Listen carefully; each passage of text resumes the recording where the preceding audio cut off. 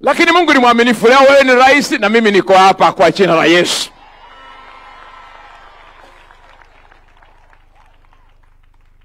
Mungu ni mkuu sana Mheshimiwa Rais.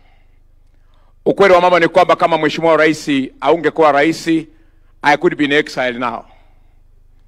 Hao watu wote wanajua kwamba singekuwa hapa.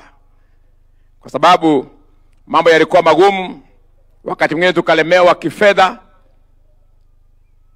na tukashindwa vile mahali tutaenda, lakini Mungu amekuwa mwaminifu. Jamani, kama mnasherehekea upendo wa Mungu kwetu, let me hear you shout hallelujah.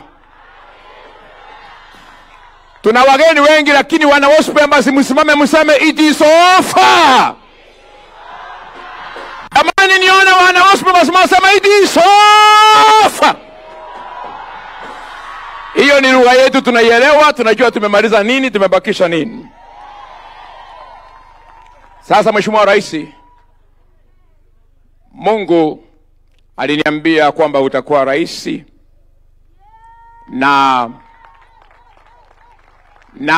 tangu aniambie sichamkosea na achaniambia otherwise, achaniambia kitu kingine. Kwa hiyo mimi Mungu aliniambia wewe ni rais wetu na akaniambia ikifika 2032 utuambie vile tutafanya.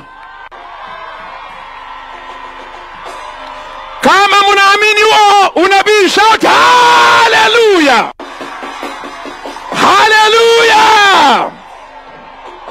Kwa hiyo sisi tunaongojea ushauri wako mwaka wa 2032.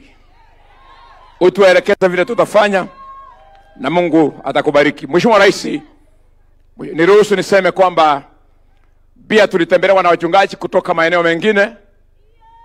We have our friends from Uganda who came to see us here. I have other pastors who came from Ethiopia who are with us here. We have pastors, wale wachungaji wetu kutoka Tanzania wako hapa. Wale wametoka Burundi wako hapa. Wale wametokea Kongo, bana Kongo wako hapa. Na pia kuna wachungaji kutokea Kenya. Wako wapi wa Kenya? Mheshimiwa Rais, kaunti zote mahali mimi ninahubiri zimewakilishwa hapa.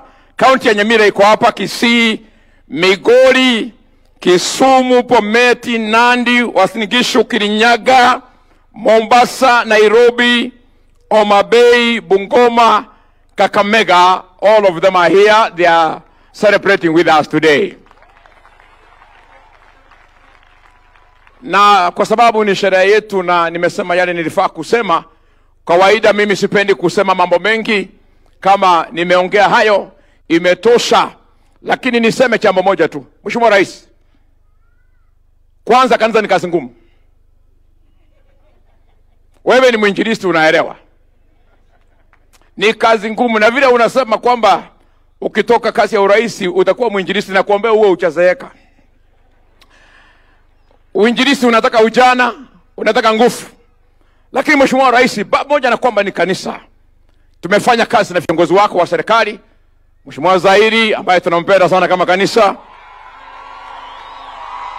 Mheshimiwa Osoro ambaye anajaza keyboard wa kanisa yetu. Unajua Mheshimiwa Osoro yuko tu namna hiyo. Na mahali kanisa letu lipo, kama sio Mheshimiwa Ongwae, tuseme tu ukweli, kama si Mheshimiwa Ongwae, mambo yetu yangekuwa magumu sana. Lakini tunakushukuru kwa kufanya kazi na viongozi wetu vijana, hata kina mama wote, kina mama Donya, mama Jerusha ambaye nilikuwa naishi kwake, na Mheshimiwa Chavet. Hata sijui ulijuaje wa Kisii waibangi pesa ukamweka huyu Chavet. Sijui. They are good friends.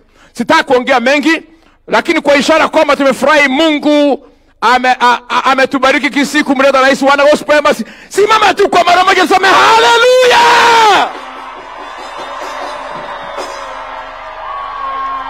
Bwana Mike, mimi nikiendelea zaidi hapo nitabidhirisha tu, njoo tu nisaidie. Mimi nashukuru Mungu. I'm just happy because God has honored Gospel Embassy Chapel.